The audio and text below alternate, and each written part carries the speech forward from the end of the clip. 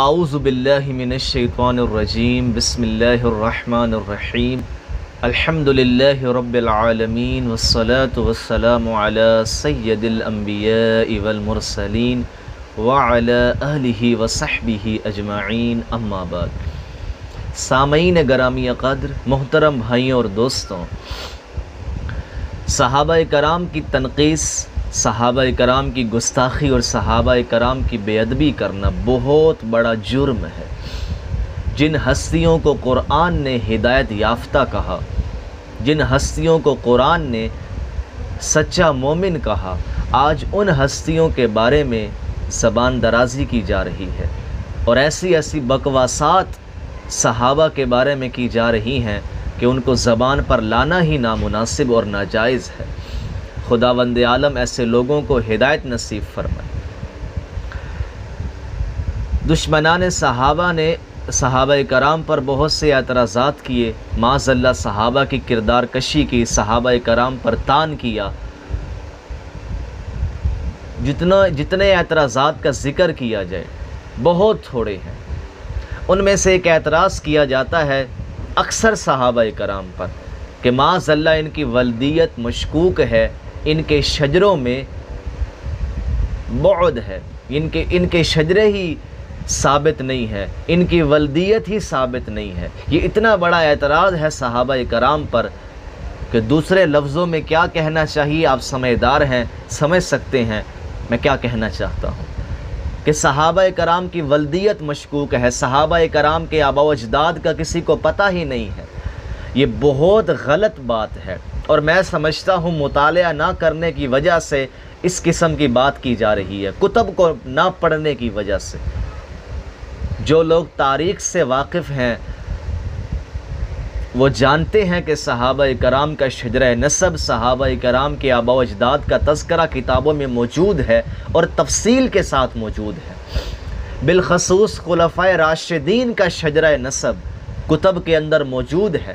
سیدنا ابوبکر الصدیق کس کی اولاد ہیں اور آپ کا شجرہ نسب کن سے جا ملتا ہے، تاریخ میں موجود ہے۔ اسی طرح سیدنا عمر فاروق، سیدنا عثمان غنی اور سیدنا مولا علی، سب کے بارے میں تاریخ کی کتابوں میں ملتا ہے کہ ان کا شجرہ نسب کن سے جا ملتا ہے۔ تو میں انشاءاللہ ان چاروں خلفاء کا تذکرہ اس مجلس میں کروں گا اور یہ بتاؤں گا کہ ان کا شجرہ کیا ہے، ان کا شجرہ نسب، ان کے آباء و اجداد کون کون ہیں، اور یہ سب کے سب آپس میں رشتہ دار ہیں، کوئی نزدیک کا اور کوئی دور کا، اور ان سب کا شجرہ نسب تاجدار کائنات حضرت محمد مصطفیٰ صلی اللہ علیہ وآلہ وسلم سے جا ملتا ہے۔ کوئی 5ویں پشت میں حضور سے مل رہا ہے، آپ کا اور صحابی کا جد امجد ایک ہو جاتا ہے، اور کوئی 7ویں پشت میں، کوئی 9ویں پشت میں حضور سے جا ملتا ہے، وہاں پر حضور کا اور صحابی کا جد امجد ایک ہو جاتا ہے۔ حضور اور یہ 4 خلفاء آپس میں رشتہ دار ہیں۔ اور بھی کئی صحابہ کرام ہیں جن کا شجرہ نسب حضور سے ملتا ہے، میں صرف خلفائے راشدین کا یہاں تذکرہ کرنا چاہتا ہوں۔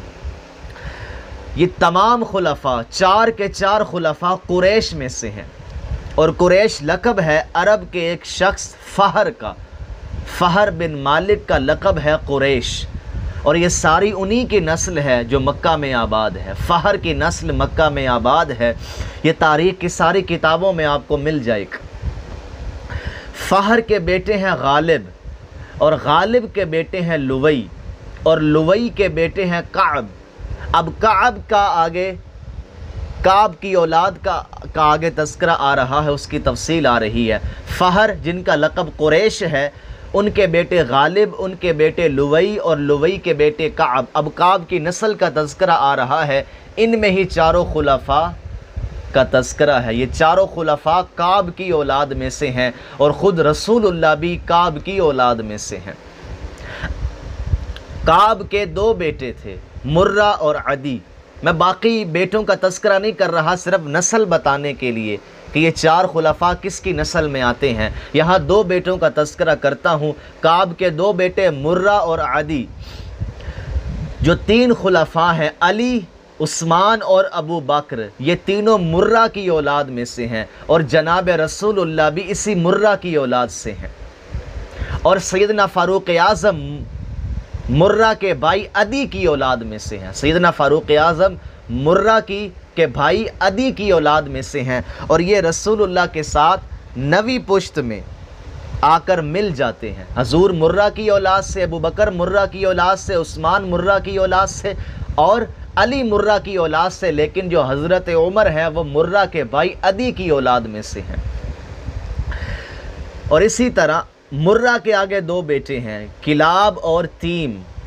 سیدنا ابو بکر الصدیق مرہ کے بیٹے تیم کی اولاد میں سے ہیں، تیم کی جو نسل ہے اس میں حضرت ابو بکر آتے ہیں، اور آقا علیہ السلام اور حضرت عثمان اور سیدنا مولا علی یہ کلاب کی نسل میں آتے ہیں، کلاب کی نسل میں آتے ہیں۔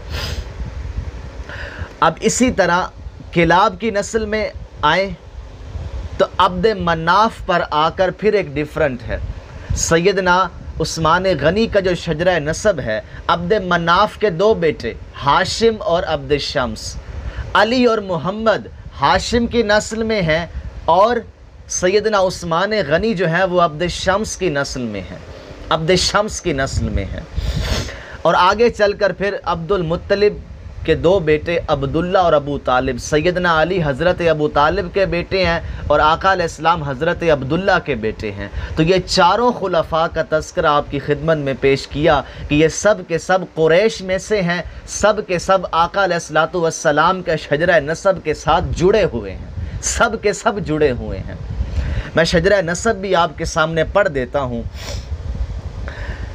ابو بکر بن عثمان بن عامر بن عمر بن کعب بن سعد بن تیم بن مرہ بن کعب بن لوئی بن غالب بن فہر، یہاں حضور کے ساتھ ان کا شجرہ نسب مل جاتا ہے۔